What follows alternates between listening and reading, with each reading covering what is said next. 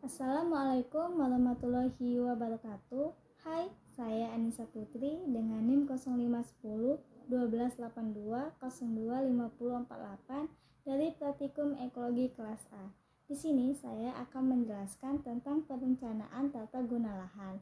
Sebelum ke intinya, saya akan menjelaskan apa itu lahan dan konsep tata guna lahan. Sebelum mempelajari tentang tata penggunaan lahan, kita perlu mengetahui apa itu lahan. Lahan dan tanah seringkali disamakan, padahal keduanya memiliki definisi yang berbeda. Tanah adalah material yang bersifat fisik, entah secara kimiawi maupun organik.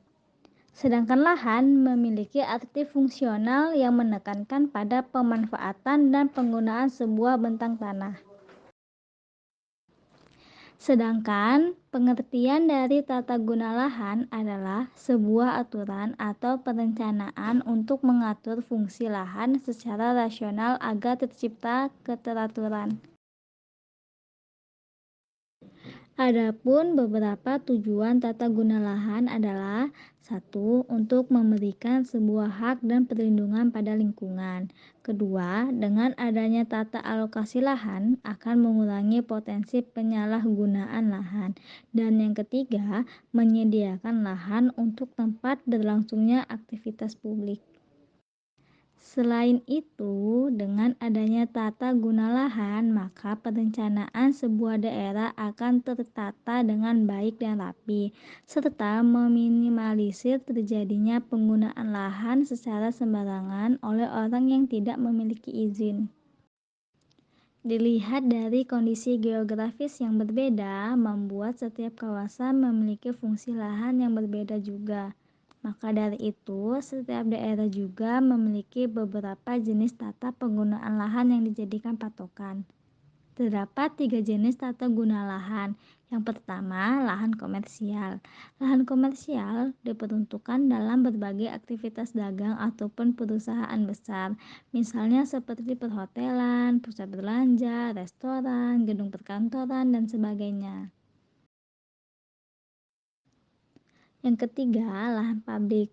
Lahan ini digunakan untuk keperluan masyarakat atau fasilitas layanan publik, contohnya rumah sakit, tempat ibadah, atau tempat rekreasi. Lahan yang telah menjadi lahan publik tidak dapat difungsikan untuk keperluan komersial. Setiap lahan yang dibuat sesuai dengan peruntukannya bisa membawa manfaat yang banyak bagi lingkungan sekitar. Adapun manfaat yang nyata dengan adanya tata guna lahan yang baik yaitu: pertama, sebuah tata guna lahan yang baik bisa membawa sebuah dampak positif bagi perkembangan ekonomi. Yang kedua, bisa terjadinya pemerataan fungsi lahan yang baik dan sekaligus menjaga sumber daya alam yang ada agar tidak rusak dan tercemar. Yang ketiga, menciptakan sebuah lahan hunian yang tertata dengan baik sekaligus mengurangi terjadinya kemacetan pada hunian tersebut. Dan yang terakhir, dengan adanya tata guna lahan yang baik bisa mengurangi terjadinya dampak negatif apabila terjadi sebuah bencana alam pada suatu wilayah atau daerah. Baiklah, kita masuk ke topik pembahasan kita kali ini, yaitu perencanaan tata guna lahan. Adapun pada kesempatan kali ini, saya akan membuat perencanaan tata guna lahan di Jalan Imam Bonjol, Gang Sunggur, Metro Pusat. Lokasi tata guna lahan ini berada di antara kawasan permukiman penduduk. Bentuk tata guna lahan yang akan dibahas pada kali ini berupa lahan kosong yang belum memiliki nilai kegunaan dari segi tata guna lahan. Lokasi lahan ini berpotensi sebagai jenis tata guna lahan komersial. Oleh sebab itu, perencanaan tata guna lahan pada lahan ini yaitu akan dibuat hidroponik tanaman kentang. Kenapa saya memilih tanaman kentang? Hal tersebut dikarenakan didasarkan pertimbangan letak lokasi berada pada dataran tinggi yang memiliki suhu dingin serta curah hujan yang tinggi, yang akan membuat tanaman kentang ini memiliki peluang keberhasilan yang tinggi.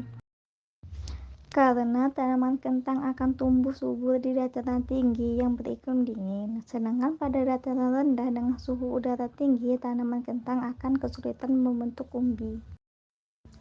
Selain itu juga disebabkan karena tanaman kentang berpeluang memiliki nilai ekonomis tinggi serta memiliki banyak manfaat.